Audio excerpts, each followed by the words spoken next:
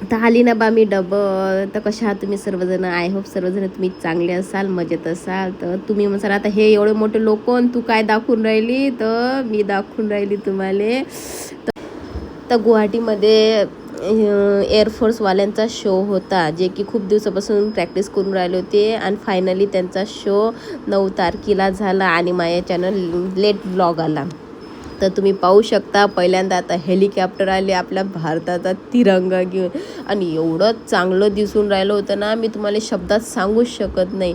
मला असं वाटत होतं की पायातच राहावं, कारण मनच नव्हतं भरत. ते एवढे डोळे फाडू फाडू पाहून राहिली होती ना मी, चष्मा लावू पाहून राहिली होती, कारण तसं ना उन्हीच्या ना डोळे चमकून राहिले होते. तर मी ना चष्मा लावू पाहिलं आणि चष्मा लावल्यावर तर एवढं बढिया दिसून राहिलं होतं ना. तुम्ही असते ना तर तुम्ही म्हटलं असतं अरे बापा रे काय खतरनाक दिसून राहिलं ना. हे पहा हेलिकॉप्टरवाल्यानं एवढे चांगले डिझाईन, कोणत्या डिझाईन होत्या ते आम्हाला तर काही समजत नाही, एअरफोर्सवाल्याची सिम्बॉल काय असतात काय नसतात. तर पण पाहायला एवढं खतरनाक दिसून राहिलं ना.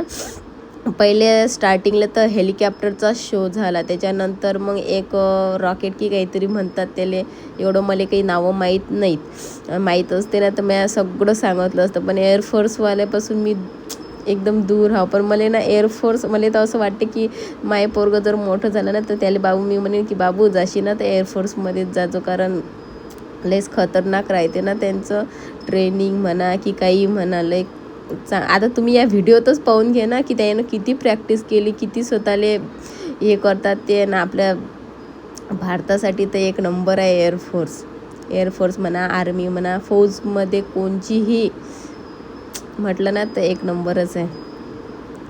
तुम्ही पाहू शकता पहिलं तर हेलिकॉप्टरचं शो झालं आणि इकडे माय पोरगं मी एवढं चिल्लावून राहिलो होतो ना. बापा माय पोर आले ते एवढी हरीत होता ना, हे पाहायचं म्हणत होता की मम्मी माई इच्छा पूर्ण झाली की मी हा शो पाहिला. मी म्हटलं माई इच्छा पूर्ण झाली, कारण मी पाहिलंच नव्हतं एअरफोर्सचं कसं असते काय असते. फक्त दुरून आपण आभाळात पाहतो ना की मा हेलिकॉप्टर पाय, विमानात तर बसली होती म्हणा मी, पण हे असं पाहिलं नव्हतं मी शो. जसा आता हमले होतात तर कसे रॉकेट वगैरे फुटतात ते आपण तर काही पाहू शकत नाही ना, फक्त बस न्यूजवर पाहू शकतो. पण ह्या शो डोळ्या भरून पाहिला मी माझ्या पोरानं. याच्यासाठी तर मी देवाले म्हणतो की धन्यवाद तुमचा की आम्हाला हे नशीब झालं आम्हाला हे पाहायला. आणि मी तुम्हाला काहीच म्हणू शकत नाही, मी जर जास्त बडबड करू नये तर तुम्हाला पाहायला भेटीन नाही. तर म्हणून म्हणतो तुम्ही पण डोळे भरून पहा. प्रत्यक्षात तर लय चांगलं दिसत होतं, व्हिडिओमध्ये एवढं मला माहीत नाही की तुम्हाला आवडेन की नाही आवडेन. पण मला तर जेव्हा मी मोबाईलमध्ये पाहतो ना तर मला पाहा वाटते. आणि हे हेलिकॉप्टर हे हे दिलचं चिन्ह केलं, माझ्या साहेबांनाही म्हटलं व्हिडिओमध्ये की दिलचं चिन्ह केलं म्हणून, दिलचा आकार सिम्बॉल काढला याच्यात. लयच खास होतं, डोळे भरून पाहावं वाटे.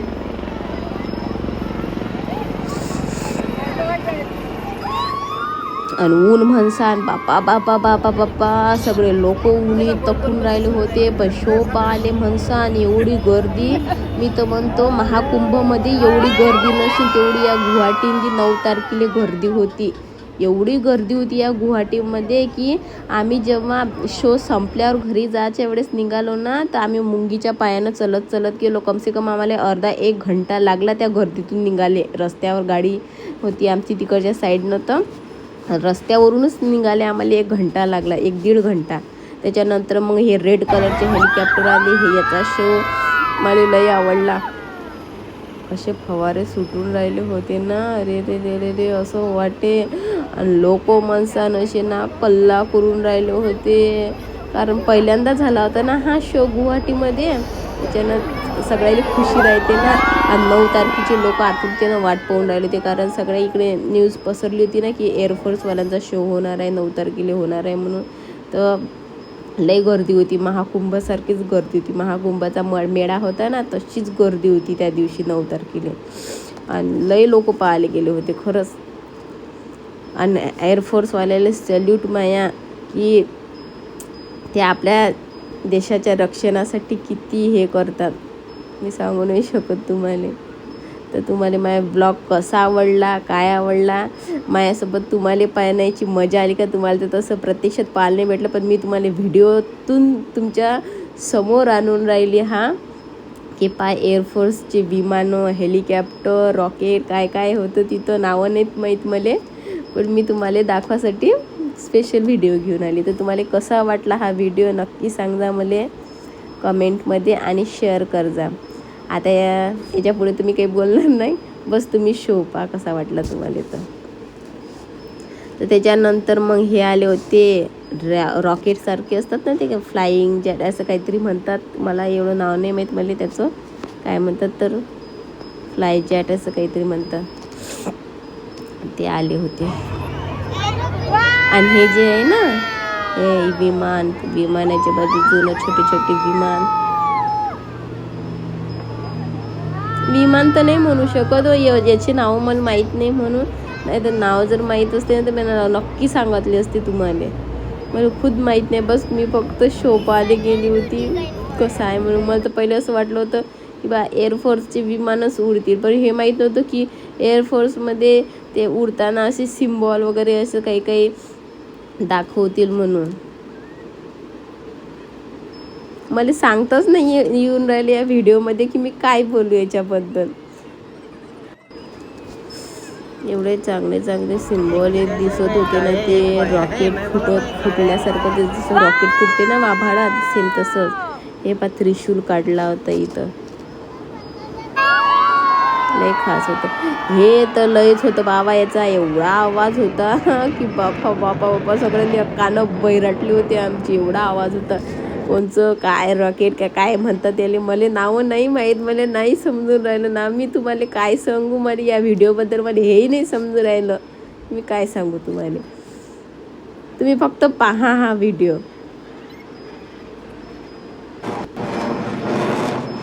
जेणेकरून तुम्हाला आवडीनच पाहायला.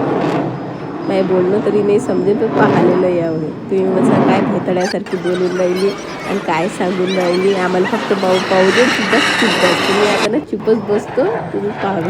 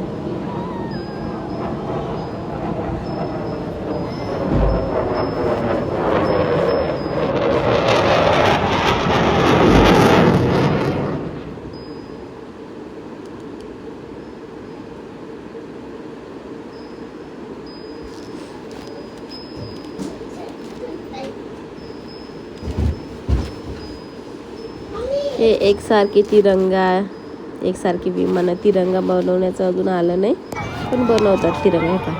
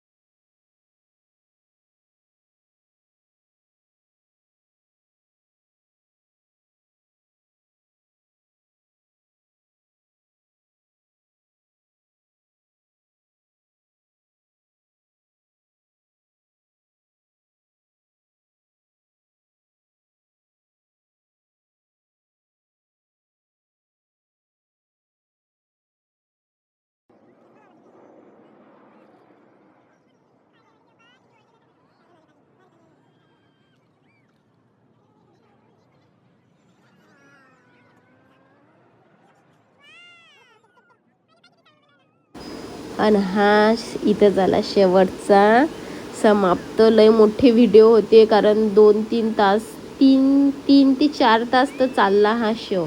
आणि 3-4 तासा एवढा माझ्या याच्यात मोबाईलमध्ये स्पेसही नव्हता की काय काय रेकॉर्ड करा. बस हे लास्टवाला हार्टचं झालं. आणि गर्दी पहा तुम्ही, किती मोठी गर्दी होती. मी शूट पण नाही करू शकली. तर नक्की सांगा ब्लॉग कसा वाटला तुम्हाला. तर टाटा बाय बाय, भेटू डबल.